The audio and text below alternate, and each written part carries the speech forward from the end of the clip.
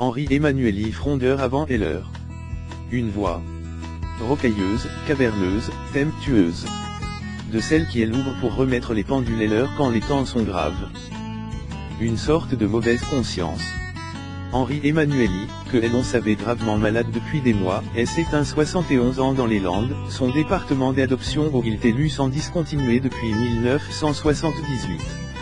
Annonce mardi, sa mort est venue secouer une famille socialiste déjà fortement prouvée par une présidentielle hors norme.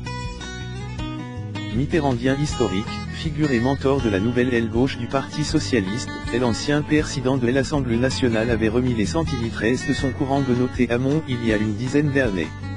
Passe par les ministères ES et la rue de Solferino, ce grognard grognon et n'avait jamais de mots assez durs ces dernières années pour dénoncer la décrépitude de son parti. Le PS est devenu un parc mouton, lent et en 2014 celui qui se disait archaqueux et fier de LTRE. La France perd un grand air républicain, la gauche une belle figure morale, a salué François Hollande dans un communiqué. En visite Bruxelles, Benoît Hamon a laissé échapper son motion et l'annonce de la disparition de son FRE en politique. C'est une blessure. C'était comme on dit, une blessure, a souligné l'ancien leader du courant Un Monde d'Avance, qu'il avait fond avec Emmanuelli en 2008. Henri n'était pas un parrain, c'était un point d'ancrage, un dirigeant, explique le député Pascal Cherki, qui fit le trait d'union entre les deux hommes. C'était aussi un bouclier derrière lequel on pouvait se réfugier lorsqu'on partait à l'assaut, pas un courtisan mais un homme RFL qui avec une épaisseur historique. Il n'était pas dans la comédie politique. Alors que la campagne présidentielle fait exploser la majorité, les socialistes se sont retrouvés dans un hommage unanime, soulignant autant les valeurs de gauche d'Emmanuelli que son caractère de cochon.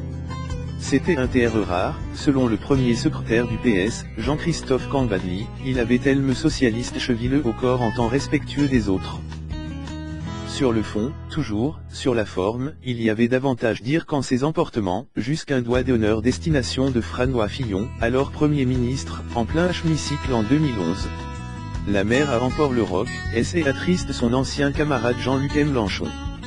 Bouc-missaire arrive en socialisme avec le congé RS d'Épinay, en 1971, Emmanuelli a d'abord grandi et l'ombré dans l'admiration de François Mitterrand. Secrétaire d'État au budget de 1983-1986, cet adepte du changement assume le virage de la rigueur. Une dizaine d'années plus tard, en juin 1994, alors que le Conseil national du PS refuse de renouveler sa confiance Michel Rocard, il devient premier secrétaire du parti. Il a de ce poste dont il RVGR et l'appui des Fabusiens, alors même qu'il ne porte pas le premier d'entre eux dans son CU. On n'écrit pas du PS comme des Aston Martin, avait-il l'an qu'en 1988 l'ancien Premier ministre quand il avait tenté de prendre le contrôle de la rue de Solferino. Grognier, cela faisait partie du personnage.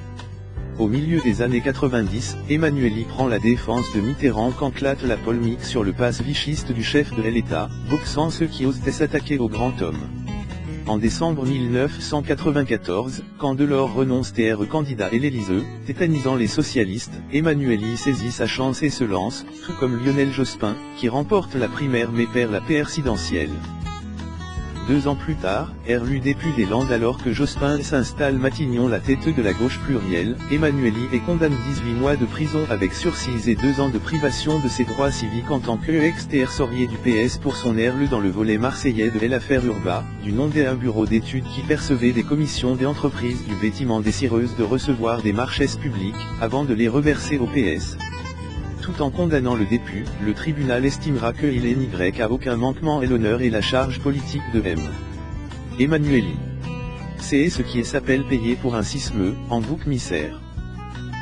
Une éralite qui a contribué son CRD au sein des siens, conscient qu'il avait pris pour eux. Banquier chez Rothschild. Et l'homme aux sourcils broussailleux, grand ami de l'ancien président ivoirien Laurent Gbagbo qui l'appelait son jumeau blanc, se retranche alors dans les Landes, son département laboratoire. En 1983, il fut en effet le premier député à introduire l'informatique dans les causes primaires, une idée reprise par Fabius 2 ans plus tard quand il est arrivé Matignon, se plaisait-il raconter. NPRS de Aubonne en mai 1945, Henri Emmanuelli grandit au fin fond d'une vallée des Pyrénées. Il gardera pour les reliefs un amour particulier, la montagne de Jean Ferrat sera son hymne PRFR. Son grand-père Bernet est un berger d'obédience communiste, sa MRE est surnommée un 4 juillet. Quand son père, corse, électricien et cégétiste, disparaté, il n'a que 11 ans. Une fois diplôme de Sciences Po, il fait son entrée dans la vie active par la banque, la compagnie financière Edmond de Rothschild. Tout en entretenant une forte défiance à l'égard de la bourgeoisie parisienne, il gravit professionnellement tout l'échelon, militant au PS en parallèle. Et il a souvent dit PRFR la fonction tribunicienne et l'exercice du pouvoir, il a pu, notamment, la tête du PS ou l'Assemblée, cumuler ces deux aspirations. APRS le 21 avril 2002 et élimination de Lionel Jospin DS le premier tour de la présidentielle, un petit groupe de jeunes issus du courant de Jean-Luc Mélenchon et Julien Drey vient le chercher. Parmi eux, Pascal Cherki et Isabelle Thomas, devenus des intimes de Benoît Hamon. À l'époque, Emmanueli critique déjà une Europe malade du libre-échange et met en garde contre la mort de l'industrie franaise. Le courant Nouveau Monde est en gestation. L'alliance se scelle LT 2002 dans la maison de campagne de Jean-Pierre Bel, dans le sud-ouest. Le futur président du SNAD LAVPRTE Mélenchon, croit un jour devant Solfrino en pleine déprime, expliquant qu'il n'avait rien prévu pour ses vacances.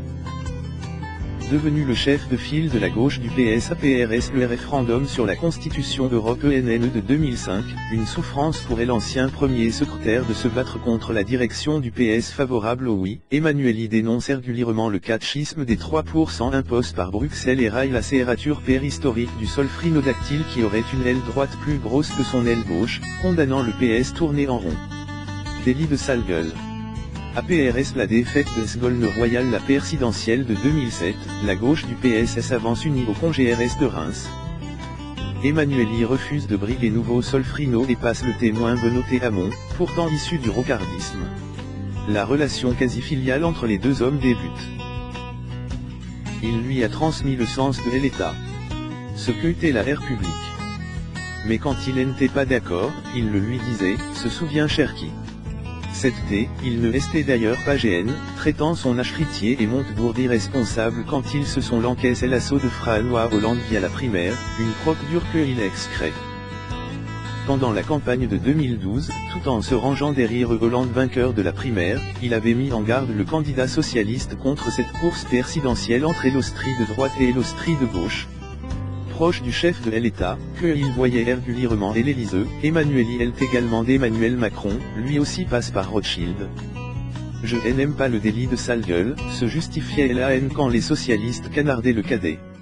Les deux hommes continuaient se voir lors des passages de l'ancien président de l'Assemblée nationale Paris, qui se faisait de plus en plus rare.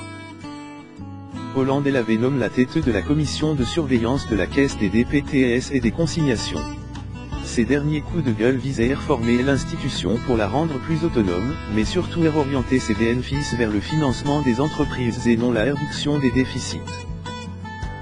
Sale carafon patent, Emmanueli ôtait plus sa mauvaise réputation en politique mais hervait a posteriori une carrière d'écrivain, qui lui aurait permis de s'occuper de ses deux enfants. J'y aurais été plus heureux, confiait-il en 2003.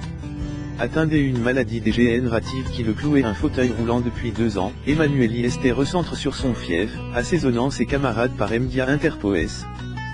Loin physiquement, jamais politiquement. Depuis de longs mois, il travaillait sa succession, préparant l'atterrissage aux législatives de Boris Vallaud, ancien secrétaire général adjoint de l'Élysée. Narc passe par le cabinet Montebourg. Hospitalisé depuis le début du week-end pour une double bronchite infectieuse, Henri Emmanueli avait renoncé président la dernière session du conseil départemental consacre ses deux passions, le budget et les landes.